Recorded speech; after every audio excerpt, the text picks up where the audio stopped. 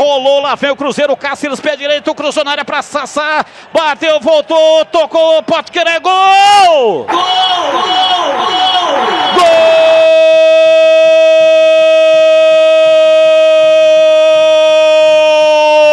Do Cruzeiro!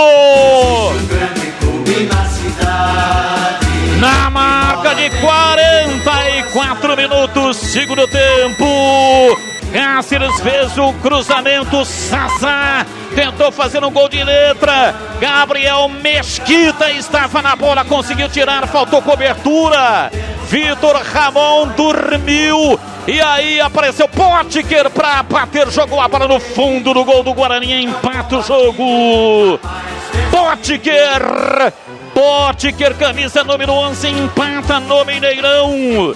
Cruzeiro 2, Guarani 2, e o detalhe do gol é seu Marcos Luiz. Aí pesou a experiência, né, Batista? Porque o Vitor Ramon, jovem, garoto ainda, né, das categorias de base, ele não teve a malícia de perceber que o Potker estava livre na tentativa do Sassá de fazer um gol de letra. E aí o Potker, experiente atacante, venceu o marcador e faz o segundo do Cruzeiro empatado no Mineirão 2-2.